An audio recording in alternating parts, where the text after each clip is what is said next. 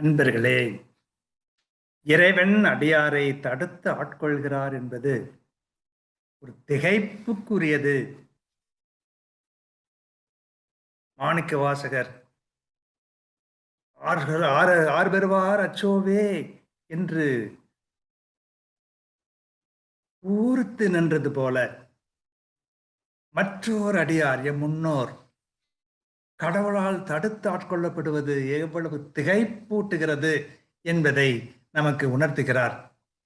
அப்படி உணர்த்துகிறவர் திருமூலர் என்ற சிவனடியார். அவர் கடவுள் தன்னை தடுத்து ஆட்கொண்டதனுடைய சிறப்பு என்ன என்பதை சொல்லி அது தமக்கு திகைப்பூட்டுவதாக சொல்லுகிறார்.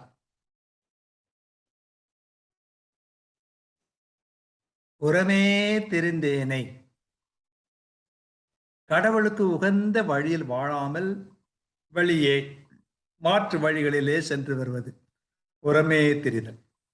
புறமே தெரிந்தேனை பொற்களல் சூட்டி நிறமே புகுந்து என்னை நெல்மணல் நாக்கி அறமே புகுந்து எனக்கு ஆரமுது ஈந்த திறம் ஏது என்று எண்ணி திகைத்திருந்தேனே என்று சொல்லுகிறார்.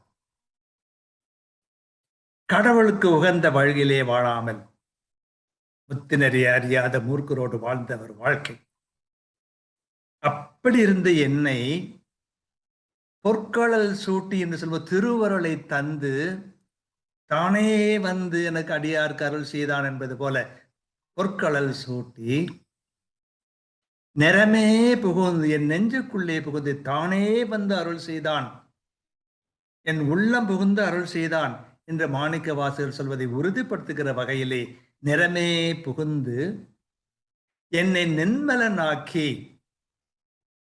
பழவனைகள் பார்வண்ணம் சித்தமலம் அறிவித்து சிவமாக்கி என்று மாணிக்க வாசகர் பாடினாரே, நென்மலனாக்கி என்னை தூய சிந்தையுடையவனாக்கி என்னுடைய உள்ளத்தை புனிதப்படுத்தி அருள் நிறைந்ததாக்கி நல்வழியிலே அறமே புகுந்து எனக்கு ஆரமுது ஈந்த, நல்வழியிலே சென்று அதன் மூலமாக இனிமையை அனுபவிக்கக்கூடிய பக்குவத்தை தந்த திறம் ஏது என்று எண்ணி திகைத்திருந்தேனே. இப்படி அவர் செய்தது எதனால், ஏன், எப்படி, எனக்கா இத்தகைய அருளை தர வேண்டும் என்று சொல்லி அவர் வியந்து நிற்கிறார் என்று பார்க்கிறோம். புனிதர் பேதுரு இயேசுனுடைய சொல்லை கேட்டு கடலுக்குள்ளே மீன் பிடிக்க செல்லுகிறார். ஏராளமான மீன் கிடைக்கிறது, நினைத்தே பார்க்க முடியாத அளவுக்கு மீன் கிடைக்கிறது.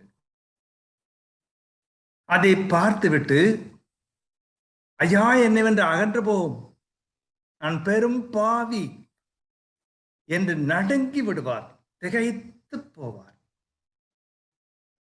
உண்மையான இறையடியார் என்றால் அவர் தன்னுடைய நிலையை நினைத்து திகைத்திருப்பார் என்று செருக்கி இருக்க மாட்டார்.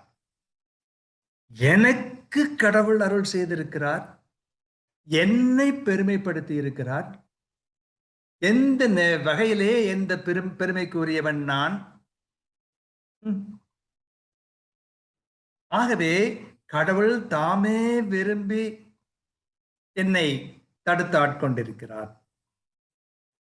நான் செய்த தவத்தினால் அல்ல, அந்த உணர்விலே திகைத்து போயிருப்பது. கடவுள் என்னை, புறமே தெரிந்த என்னை, அவர் அருகே நெருங்காமல் விலகி விலகி சென்ற என்னை தடுத்து ஆட்கொண்டு என் உள்ளத்துக்குள் புகுந்து, கேடு நிறைந்த உள்ளமாக இருந்தது என்னுடைய உள்ளம், அந்த உள்ளத்துக்குள்ளே புகுந்து அதையெல்லாம் துடைத்து அழித்து கழித்து சுத்தமாக்கி நென்மலனாக்கி இந்த தீய வழியிலேயே சென்று கொண்டிருந்த என்னை திருத்தி தூய வழியிலேயே செலுத்திக் கொண்டிருக்கின்றான். அந்த தூய வழியிலே செல்வதனால் பேரானந்தம் பொங்குகிறது. ஆரமுது இந்த நிலையான வாழ்வுக்கான வழியை தந்து விட்டான்.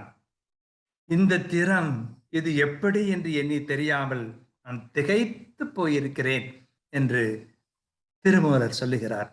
புறமே தெரிந்தேனே பொற்களல் சூட்டி நிறமே புகுந்து என்னை நென்மலனாக்கி அறமே புகுந்து எனக்கு ஆரமுது இந்த திறம் ஏது என்று எண்ணி திகைத்திருந்தேனே.